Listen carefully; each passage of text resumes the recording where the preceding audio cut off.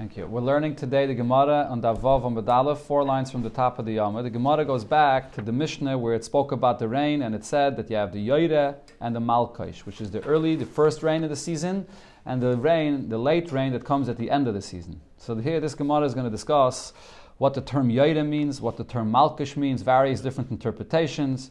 When exactly is the timing for Yoire and Malkaish? That's what this Gemara is about today.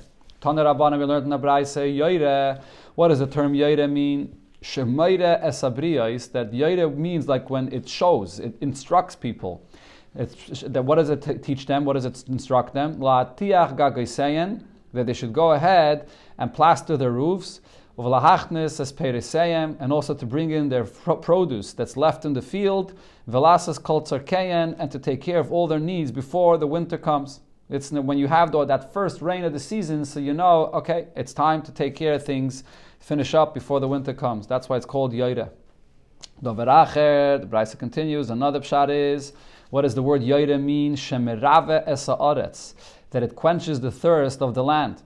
Yoire means merave, like when you give to drink someone. Umashke ad tahaim, and it gives to drink the land, and the water eventually seeps down all the way to the tahaim, under the ground.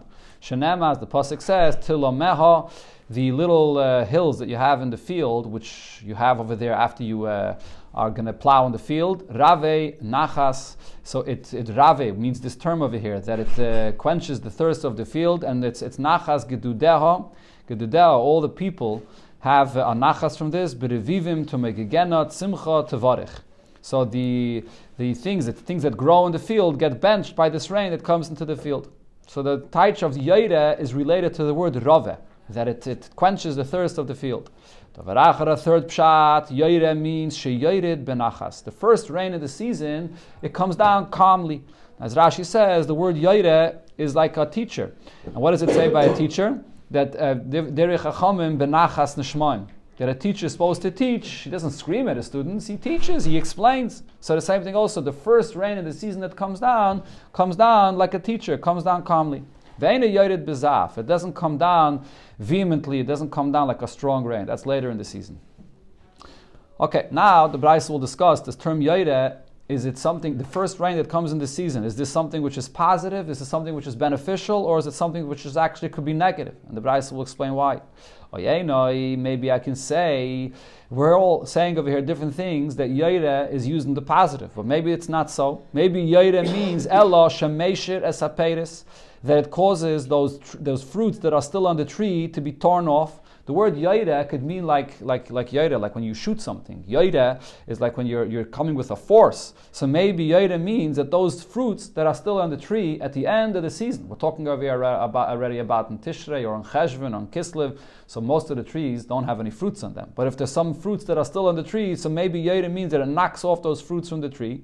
It floods also, and it washes away any of the seeds that are on the ground. And it washes away trees. So maybe the word Yoire means that it comes in a forceful way. That's the term Yoire could also mean, like Rashi here brings the lashon of the pasuk, like Yoda Yiyara. It's like when you throw an arrow with force. So the Gemara says, the Braisa says, Tamad Loima Malkaish. In the pasuk it says Yoire and Malkaish together. So what's Malkaish? Malkaish is the late rain. Ma Malkaish lebracha. Just like Malkaish, the late rain is a bracha, af Yoire lebracha. So to Yoire is also a bracha. Now why is Malkaish a bracha? At this point the Braisa is saying that Malkaish is a bracha. So what the Braisa means to say, as Rashi explains, is those details that we just mentioned regarding Yoire, that Yoire could be negative, that it knocks the fruits out of the trees, the leftover fruits, or the seeds in the ground that it floods. Those negative things are not shaykh by Malkaish, because Malkaish comes all the way at the end of the season, let's say Adar time or even Nisan time, when there is no fruits on the tree, and there is no seeds in the ground anymore to flood away. So just like by Malkaish, those negative things don't happen, so by Yoire also, it doesn't have that negative effect. But the Braisa continues and says, well, there could be other negative things that Malkaish does. How do you know Malkaish is positive? Maybe I could argue and say, Malkaish, what does the term Malkaish mean? So Elo, it means as follows, Shemapeles abatim, that it causes houses to collapse, Umishabris ailonis, and it breaks down trees, Umailes asakoin, and it brings up the sakoin, which is a kind of grasshoppers. So Rashi here says that maybe Malkaish is a combination of two words, mal and kosher. Mal means also like when you circumcise, when you cut down, or kosher, that it's hard. It's harsh. This rain that comes at the end of the season is harsh for the people. So maybe Malkish itself is something which is not a blessing. So the Braisa goes back and says, Talmud Loimar Yoire. That's why it says in the Pasuk Yoire, and Yoire is something which is positive. Ma Yoire lebracha. Yoire is something which is a blessing of Malkish lebracha. Malkish is also a blessing. But now the truth is, as you see here, you don't really have a raya that Yoire is a blessing.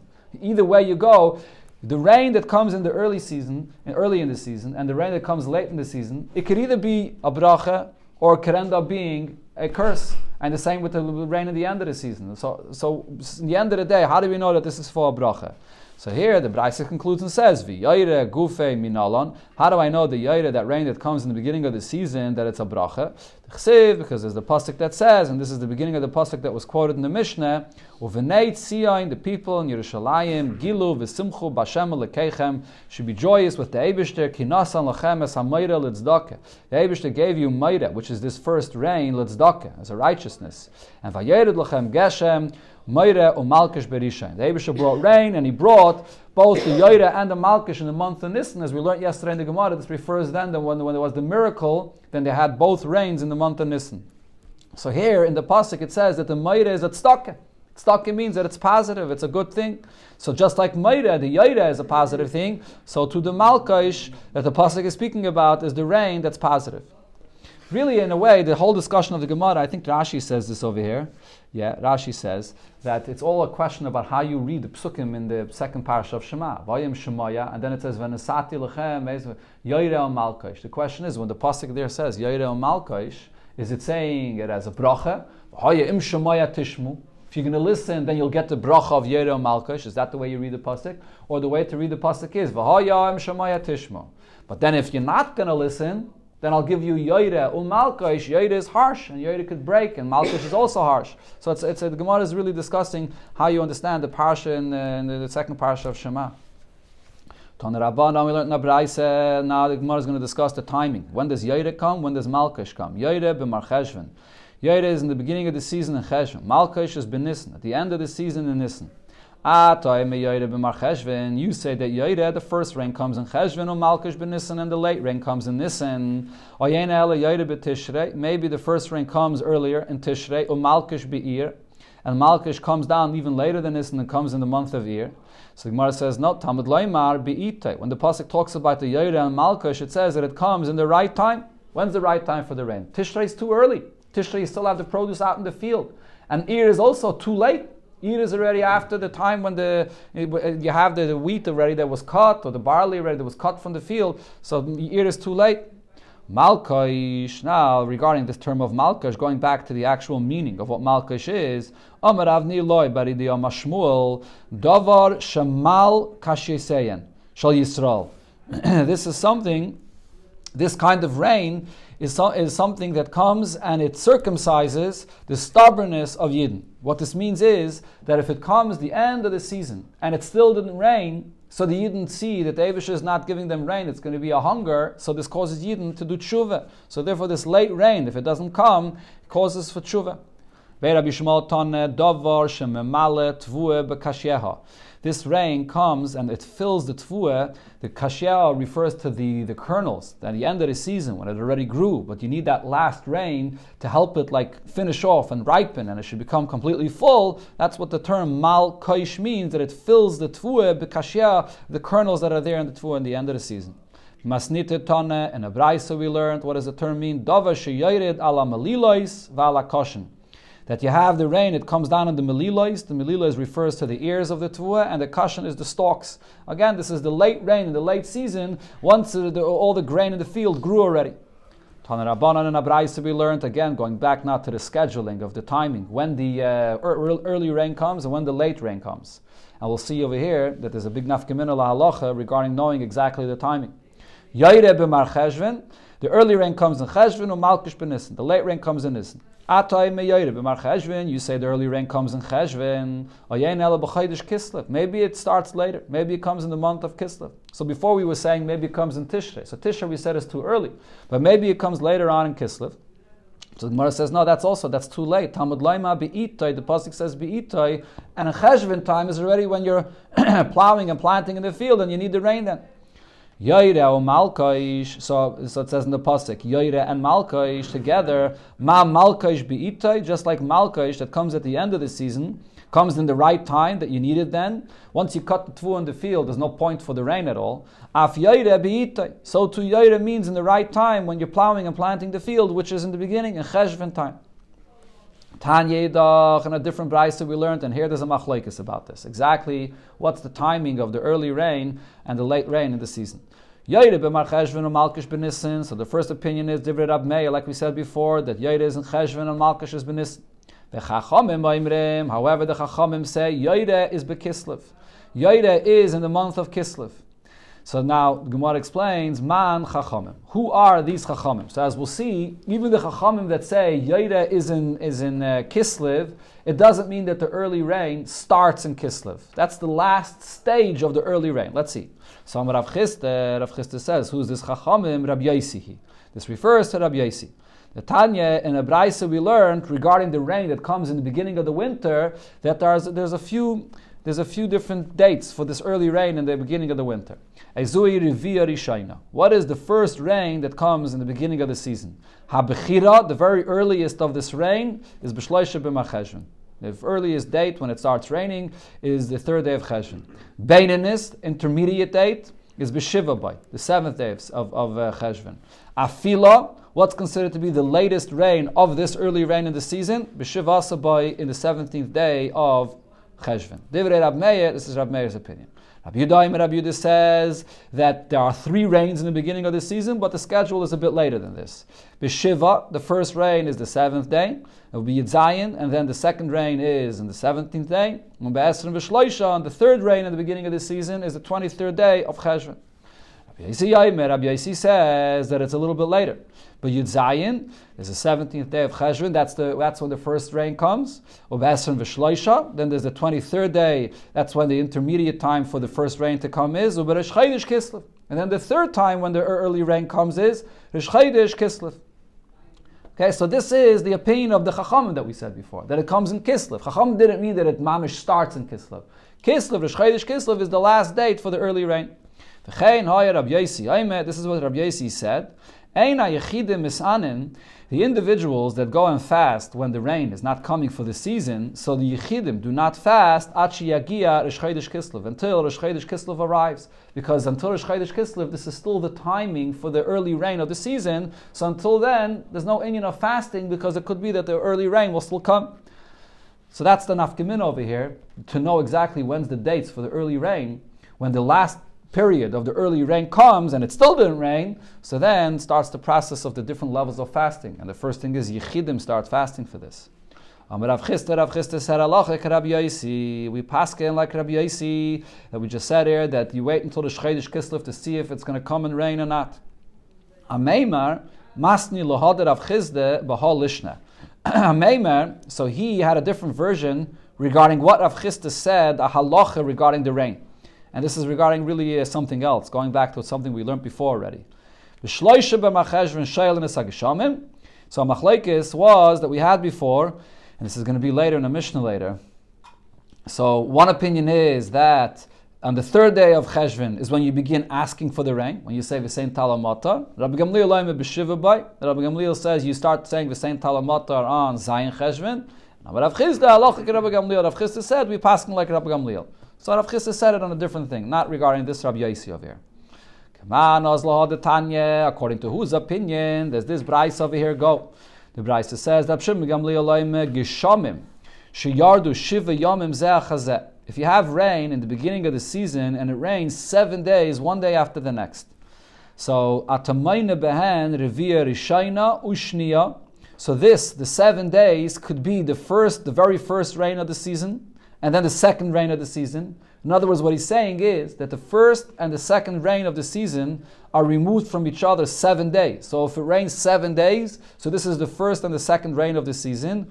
Ushlishis. So the way to read this Gemara, as Rashi says, is Ushlishis means, or it could be, you could have 7 days that it rains day after day, and it could be the second rain, and the third rain. You can't read the Gemara, Rishayna, Ushnia, Ushlishis, because 7 days from the first rain to the third rain is more than 7 days. It's at least 14 days. Okay, so you read the Gemara either Rishayna and Shnia.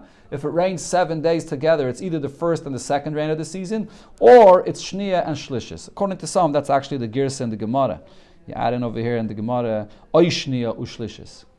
So what does this mean over here? This is according to who is this going? So the Gemara explains, this goes according to Kaman Kerab Yaisi. This goes according to Rab Yaisi. What's the problem in Rashi?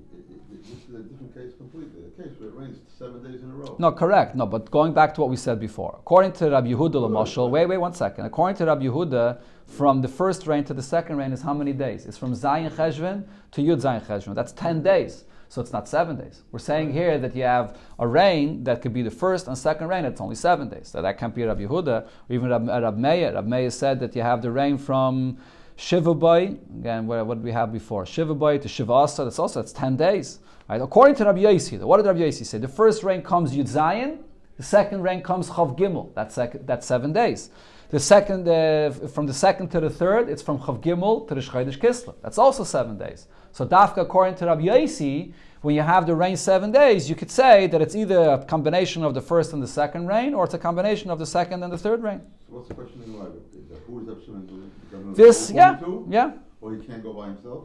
He could, but the Gemara is saying that he fits. If you look at the Braisa that we previously brought, he will fit with the opinion of Rabbi Yaisi. Amar Rav Chisda said, Alochek Rabbi Yaisi, we paskin like Rabbi Yaisi. That's what we quoted before, that Rav Chisda paskin like Rabbi Yaisi. So the Gemara now wants to understand, why is Rav Chisda saying the halacha is like Rabbi Yaisi? What's the significance of all these dates? The early rain, you have 3 times for the early rain.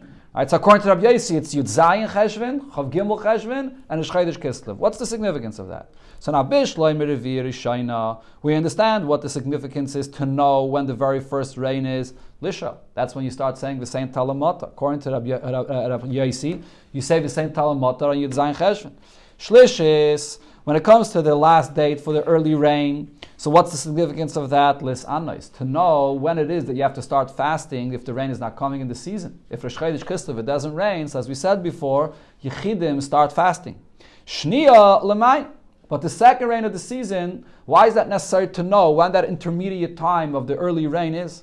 So the Gemara here brings a few nafkeminas. Rab Zeira says Linadonim. The nafkemina is a person that makes a neder.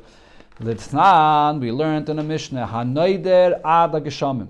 A person that makes a vow, I'm not going to have benefit of something until the rain season, until the time of geshamim.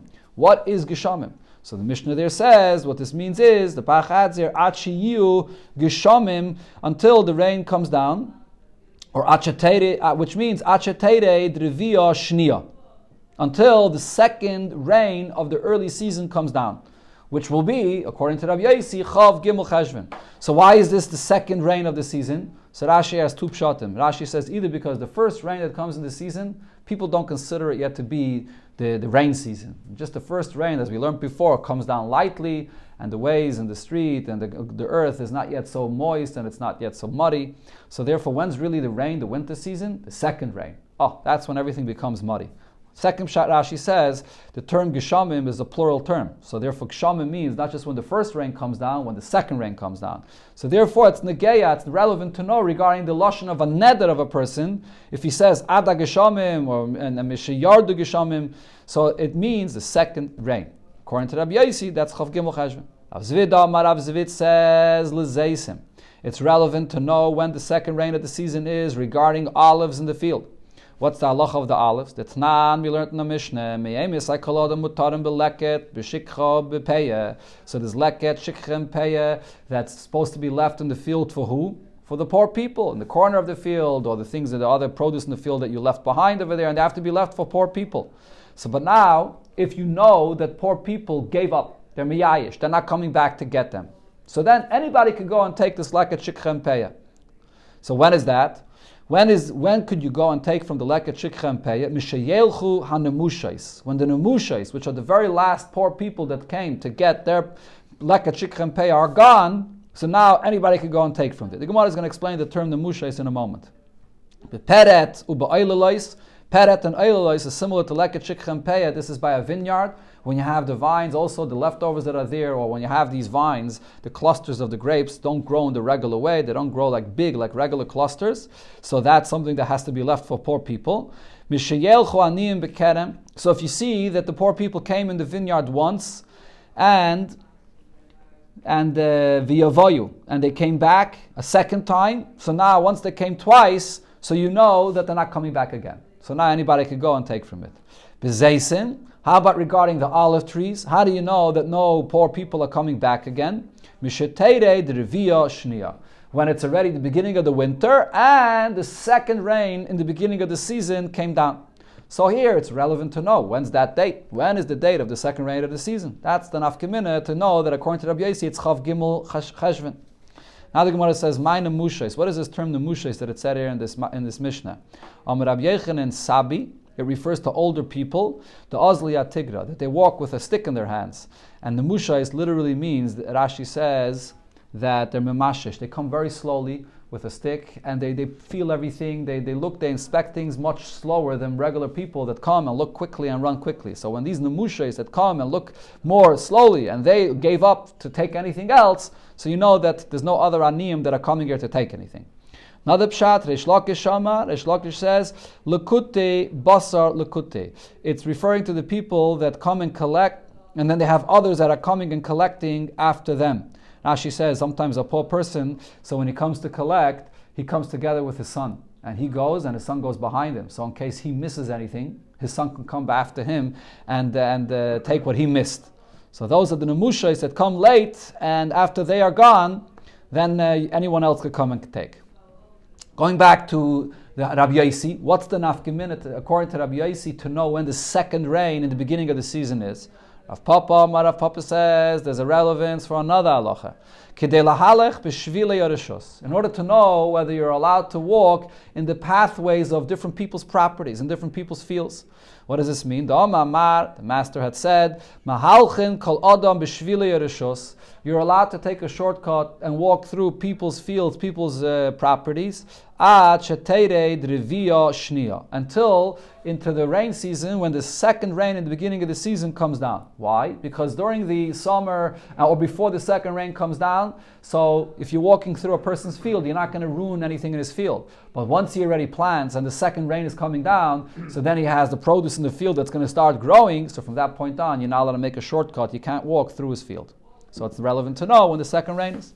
Another pshat, the final pshat is Rav Nachman bar Yitzchak Amar Levaye Peiros Shvius. This is in order to know when it is the time to get rid of the produce of Shemitah that you have in your house.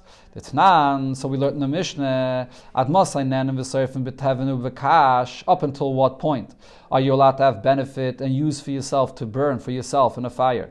The Teven, the Kash, the straw, and the straw of the field. Right, so straw and stubble.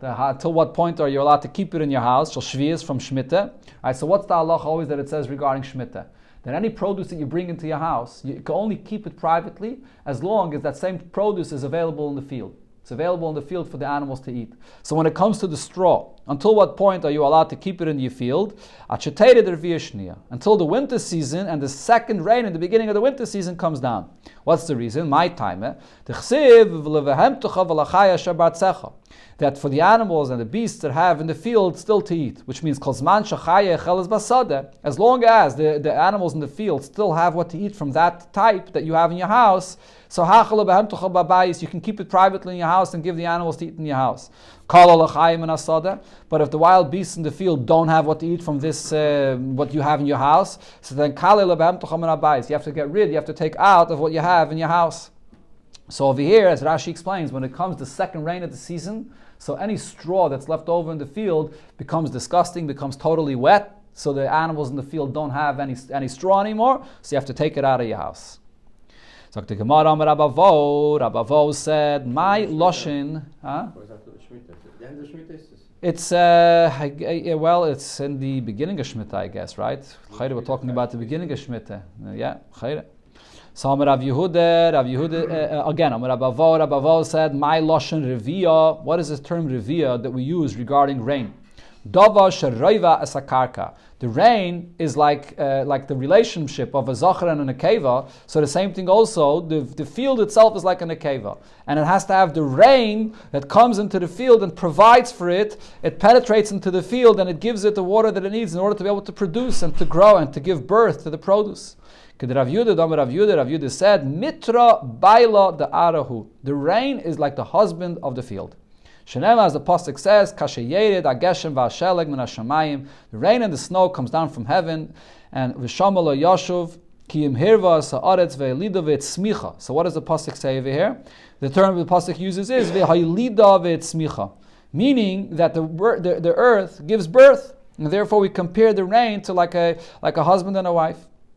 From Rabavo said, Revia Rishayna, the first rain that comes down, it comes down and it moists the field, a tefach, the thickness of a tefach. Shnia, then when it comes the second rain, it gets much wetter outside. So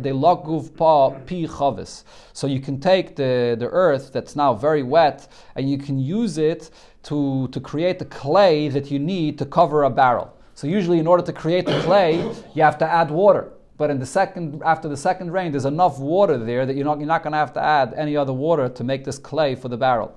Rav Chisda said, "Geshamim sheyardu kedei logiv b'hem pi chavis." If it rained enough that the earth is moist enough that you can use this earth to make clay for the barrel, ein b'hem mishum v'otzar.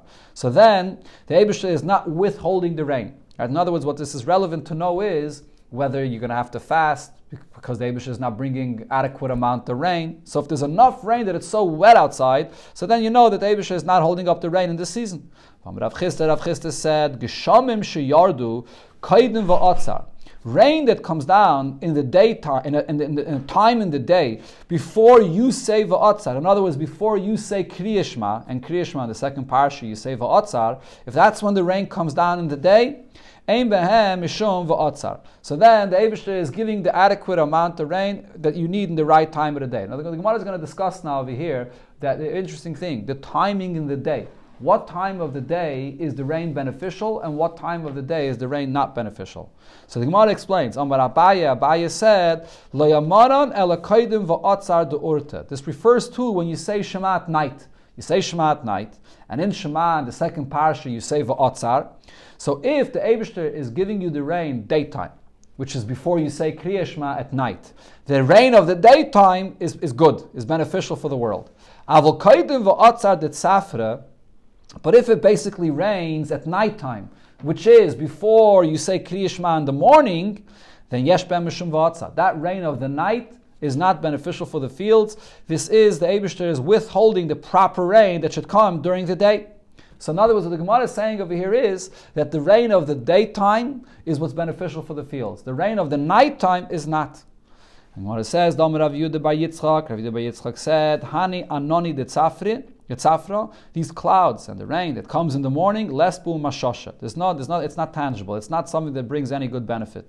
There's a pasuk that says, and this is a pasuk that's a curse, Ma eselacha Ephraim, Ma eselacha Yehuda. What should I do to you, Ephraim and Yehuda? V'chazdechem, the kindness for you is ka'anan baiker. It's like the clouds that come in the morning. When the clouds come in the morning, it seems to you like it's something good, but really the clouds and the rain in the morning are not. So you see here in this pasuk that the rain in the early morning, or at the night, or the early morning before you say Kriya Shema in the morning, that's not the positive rain. Only the rain of the daytime is good. So Rav Papa says, Abaye, could this be true? But Amri Inchi, people say, B'miftach bavi, that if when I open up my gates in the morning, early on in the morning, before I say Kriya Shema, mitra, and I see that it's raining, bar chamra, a person that's a donkey driver, moch sakach, fold up your sack, and vegani, and go to sleep. What this means is that if Rashi explains that a donkey driver is a person that goes and drives around and sells grain to people all over, so if it's raining early in the morning, he could know that everybody's going to have their own produce, everyone has enough what they need, so there's no reason for him to go around selling grain for people. So what do you see over here? It said here, but people say when you open up your gates early in the morning, which means that even the rain early in the morning is beneficial. So the Gemara says, like kasha, it's not a question. It depends what kind of rain there comes early in the morning. Ha, the katir bi'iva. Here is when you have thick clouds, when you have like a heavy rain early in the morning or at night, that's something which is good. Sometimes you have a light rain in the morning or in the night, that kind of a rain is not beneficial. Rav Yehuda said, Tova l'shata, it's good for the year, the Teves are Malta, that in the month of Teves, the field is like an almana. We said before that the rain is like the husband of the field. So he says that the month of Teves is beneficial for the world, that it should be no rain. Others said, what's the reason for this? The loibairi tarbitzi. In order that the tarbitzi should not become empty. What does tarbitzi mean? So Rashi has two pshatim. One pshat is tarbitzi refers to the yeshivas where people are marbetz Torah, where people learn Torah. It's going to be too much rain, even in the month of Teves, so people won't be able to travel to the yeshivas to learn Torah. So that's one pshat. So Bairi means that the tarbitzi, the yeshivas, are going to be empty. Another pshat is, Rashi says tarbitzi refers to the gardens where the vegetables grow. The vegetables, if they have too much rain, if it's raining in the month of Teves and it gets too damp and too moist and too swamped with rain, so then the fields are going to become empty. The gardens, that is, the vegetable gardens. Others say the reason is in order that it shouldn't come and wash out everything in the field. When you have too much rain, if it's raining in Teves time, it's not a good thing. So the Gemara asks on this, Aini, is this true? But Rav Chisda said the opposite. Tova l'shata the Teves minavalta. It's good for the year that if in the month of Teves the streets are muddy and disgusting when you have rain at that time of the year. So the Gemara says, like Kashi, it's not a question. If it rained earlier on in the season, in Cheshvan and so on, so then you don't need more rain in Tevis. And if it did not rain on early in the season, so then you need the rain in Tevis. Rav Chisda said, if you have rain, it's only raining in some of the country. And in other parts of the country, it does not rain. This is not the curse where the Eibush is withholding rain. And the reason is, as Rashi explains, because even if it doesn't rain all over, but as long as it rains in some places, so you'll have enough produce and the grain that they could sell to the other places where it didn't grow. In fact, the Gemara, Aini, is this true? But Vaksiv, there's a pasuk that says, I'm holding back from you the rain, even though that the harvest time is in another 3 months. I'll bring rain on one city. On another city I will not bring rain. One portion will have rain and one will not. And this is a curse. So in this pasuk you see that if it only rains in part of the country and it doesn't rain in another part, it's a curse. Everything it says in this pasuk is a curse. Both the place where it does rain and even the place where it does not rain, it's all a curse. So how can we say before that it's okay if it only rains in part of the country? So the Gemara answers, like kasher, this is not a question. If you have part of the country where it does not rain at all, and in another part of the country it rains, it swamps the fields, it rains too much rain, so then it's all a curse. But if it comes in one part of the country it comes rain, what you need properly, so then it's not a curse, so then you can take the produce from that area in the country. Ravashi says, in the pasuk there, when it says the curse, it uses the term timater, which means tehei mokem mater. It becomes a place that's full of rain, too much rain. That's why it's a curse. Shema Mina, that proves the point. Rabavo said, from when do you make a bracha on the rain when it comes down? This is a Gemara in Brachas that discusses that you make when it rains, you're supposed to make a bracha. So what's the rain that you make? What's the bracha that is? When is it that you make the bracha on the rain? When the chasan is coming out towards the kala. What does this mean? What does chasan and kala mean regarding the rain? So Rashi has two pshatim. One pshat is, Rashi says, when you have puddles and it rains, so when the drip comes down into the puddle, so the puddle sort of splashes back up towards the rain that's coming. So it's like a chasan and a kala, where the kala comes back to the chasan to greet the chasan that's coming out to her. Another pshat Rashi says is that if you have enough water that's flowing in the streets from the rain, and you have water that's coming from different directions that are flowing and they come to meet each other, these different flows of the water. So that's like a chasan, that a kala that greet one another. My mevarach, what's the bracha that you say? Amar Rav Yudah Marav, he said the bracha is Moed Marachnu L'cha Hashem Elokeinu Al Kol Tipa V'Tipa She'iradet Lanu. We thank the Eibush for every drop of rain that you brought down. Rabbi Yechanan Messiah, but Rabbi Yechanan concludes the bracha and says, Ilu finu hachi, as follows. Ilu finu mali shira kayam. If our mouths would be full as much as the water, the oceans. Shenenu rina kaman galov. And our tongues could sing to the Eibusher like the Amain Galov, like the waves in the ocean. And they continue saying over there in the lashon that we say now in davening and nishmas, ad al yazvunu rachamecha Hashem olekeinu v'lo yazavunu, and then you conclude the bracha baruch roi v'hidois. We bench the Eibishter. Most of our thanks goes to the Eibishter. That's the simple translation of roiv. Most of our thanks are for the Eibishter. So the Gemara asks, roi v'hidois? Only most of the time we thank the Eibishter. V'loi kol hidois? We don't thank the Eibishter all the time for everything. So Rava says, Eime kelai dois. Say the Eibishter is the one that we always thank. So Rav Papa said, Hilkach nemrinu l'tarvayu. So therefore, because there was an argument about this, so we actually combine both and we say kelai dois v'roi dois. And Rashi explains that because we combine both, the term roiv does not mean that we only thank the Eibishter for most of the things. What roi dois means an abundance of thanks, that we thank the Eibishter a lot.